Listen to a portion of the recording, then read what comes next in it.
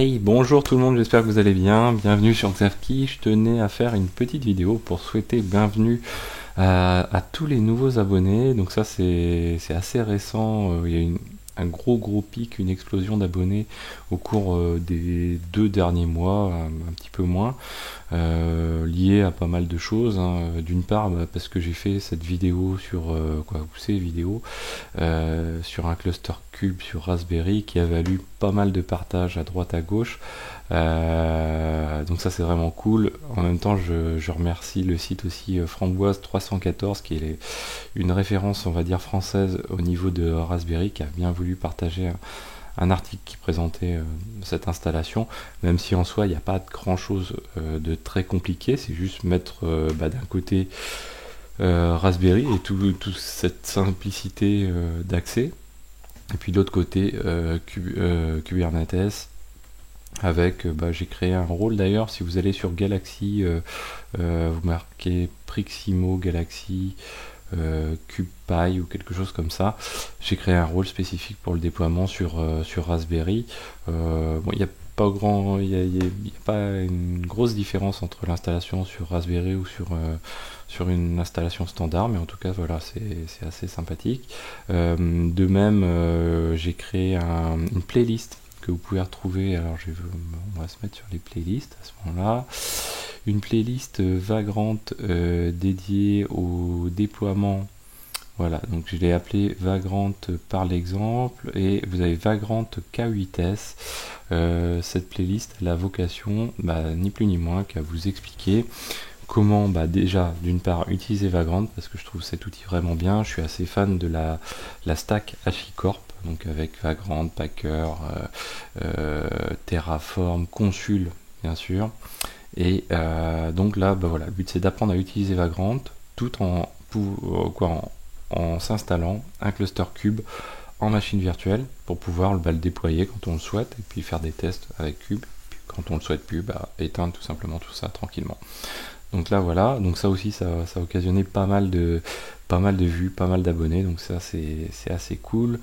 J'ai fait aussi un article sur LinkedIn qui répertoriait toutes les playlists de la chaîne, et là ça a complètement explosé. Je crois que ça dépasse les 30 000 vues, ça dépasse presque, ça a atteint les 500 likes, enfin moi un truc qui m'a complètement dépassé. Et franchement ça aussi je vous remercie, parce qu'il y a beaucoup de personnes qui jouent le jeu de partager autour d'eux. Alors pas forcément sur les réseaux sociaux, moi c'est pas le but c'est pas forcément d'agir comme ça, mais c'est d'en parler tout simplement. Et je sais qu'il y a beaucoup de personnes qui le font, et ça c'est cool, parce que moi le but c'est comme je le dis souvent dans des réponses à des commentaires, j'essaye de répondre souvent quand les gens partagent ou quand les gens commentent. Moi, mon principal plaisir, c'est que vous découvriez cette chaîne et que vous preniez du plaisir à apprendre de nouvelles choses, à découvrir des choses grâce à cette chaîne. Voilà. Quoi d'autre. Donc oui, on a dépassé, alors on atteint maintenant presque les 3500 abonnés. Donc je me fixe un espèce de petit curseur, même si j'aime pas bien fixer des objectifs comme ça, parce qu'en fin de compte, les objectifs, ça tient que au contenu et pas forcément à ce qu'on se fixe dans sa tête. J'aimerais bien atteindre les 5000 abonnés à la fin de l'année, au 31 décembre. Là, on est à presque 3500, et je pense que c'est pas impossible qu'on les atteigne, on verra bien. On a dépassé les 100 000 vues, on est à 115 000 vues, donc là ça atteint des niveaux assez sympathiques pour moi en tout cas, avec un pic la semaine dernière, je crois, oui, à 1500 vues au cours d'une journée. Pour moi c'est record, toute vidéo, tout événement confondu pour la chaîne, donc ça c'est assez sympathique, avec plus de 800 abonnés dans le mois, donc c'est quand même assez important pour la chaîne Xavki. Après pour d'autres chaînes bien sûr je dirais c'est pratiquement ridicule, mais voilà. Que dire d'autre? Alors les sujets actuels de la chaîne et comment ça évolue. Alors c'est très simple, il suffit de regarder les playlists. Donc j'ai 2 playlists que je travaille actuellement. Une qui est dédiée à Kubernetes, donc elle, hop, je vais l'ouvrir assez simplement. Donc sur Kubernetes, pardon. Là, on va, hop, je suis arrivé à la 28e vidéo qui est donc avec 2 vidéos sur les deployments, et je vais bientôt commencer à expliquer un petit peu les stateful sets, les daemon sets, les cron jobs, etc. Donc voilà, ça évolue petit à petit, hein. Il y a encore beaucoup de choses à montrer, à expliquer avec Kubernetes.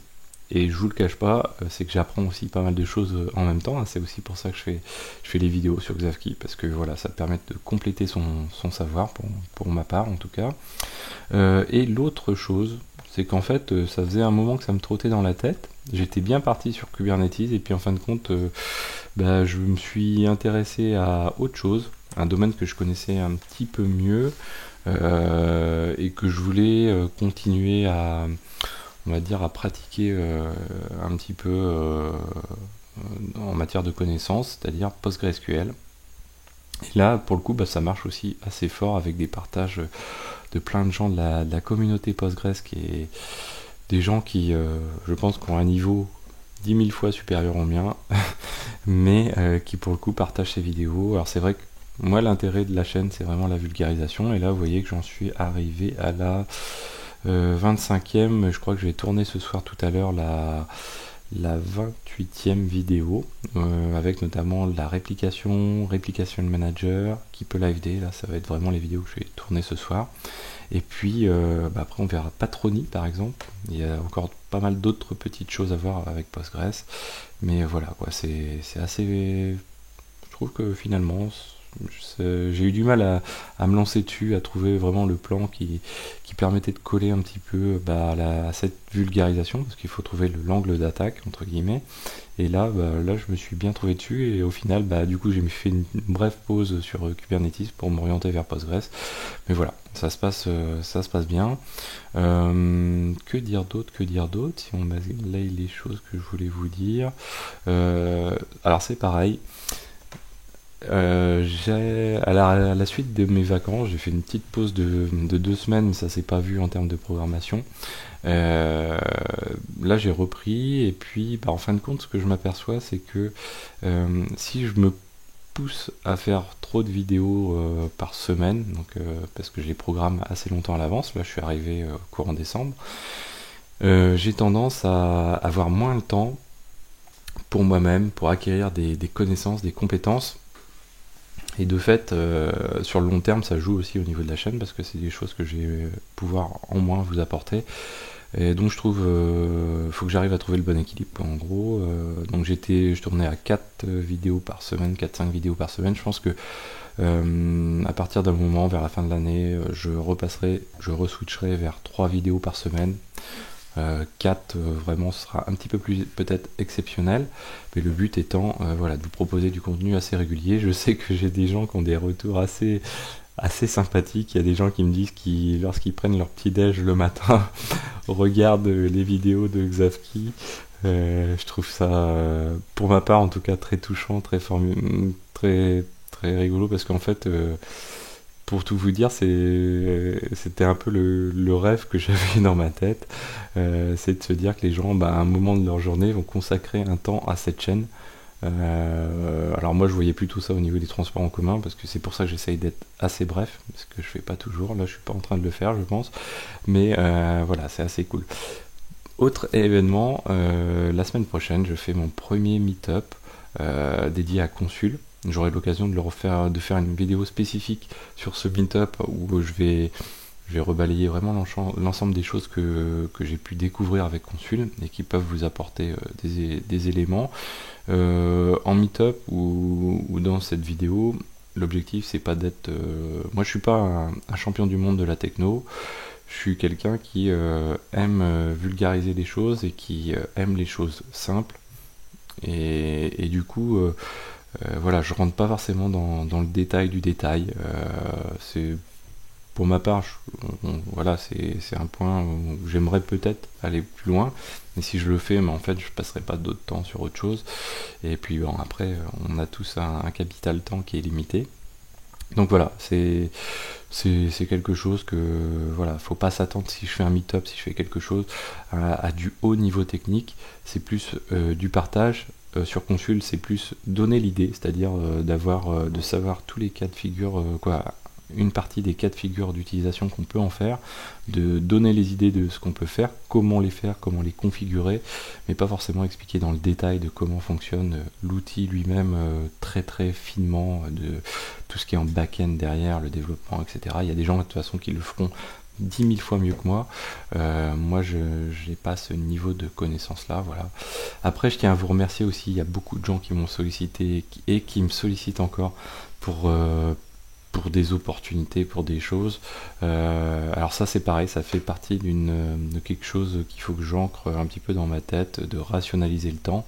Parce que voilà, quand on commence à s'intéresser à des projets à droite, à gauche, bah, on se déstructure un petit peu et il faut toujours essayer de garder cette structure pour pouvoir faire en sorte que cette chaîne continue à vous apporter des choses, et ça c'est essentiel. Voilà, donc après une question que je m'étais posée, c'est et ça à ce moment là je vous demande de me donner votre avis dans les commentaires de la vidéo ou par ailleurs. Donc je vous ai toujours dit, moi la monétisation de la chaîne c'est niette. Alors c'est niette à titre perso, quoi, on va dire. Récemment je me suis posé la question, et je crois qu'il y a des youtubeurs notamment dans le domaine tech,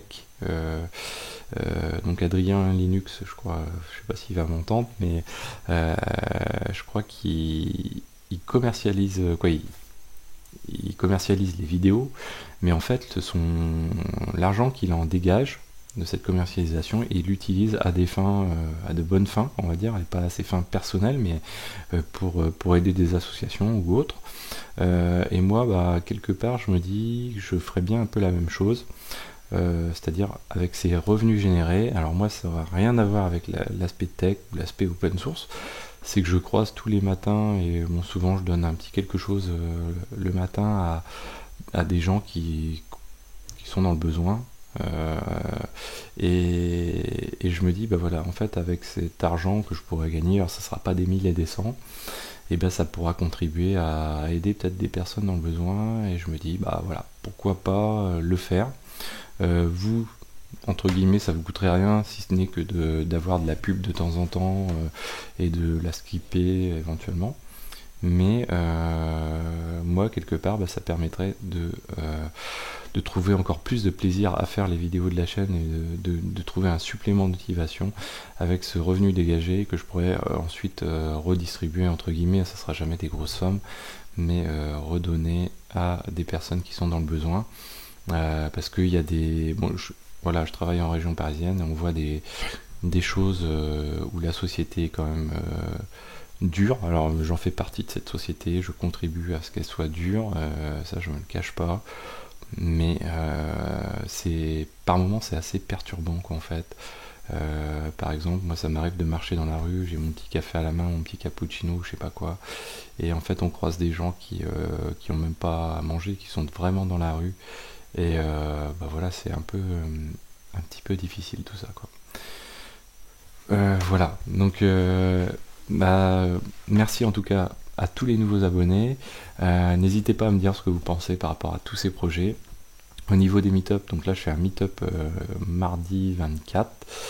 Donc avec ma chance habituelle, on va finir sur une note rigolote, avec ma chance habituelle, parce que je suis quelqu'un, en gros, lorsque je fais des démos, voilà, je suis celui qui va taper pas ce qu'il faut, je suis celui qui a des moufles, je suis celui qui va planter sa démo, et je suis aussi la personne qui a pas de bol, donc celui qui fait un meet-up, et puis le jour du meet-up, en fait, il y a une grève de la SNCF par exemple, donc voilà, ça c'est un petit peu tout moi. Voilà, donc merci à tous de me suivre, merci à tous de vous être abonnés. Et j'espère ne pas vous décevoir et toujours vous proposer plus de choses. Je vous dis à très bientôt sur Xavki.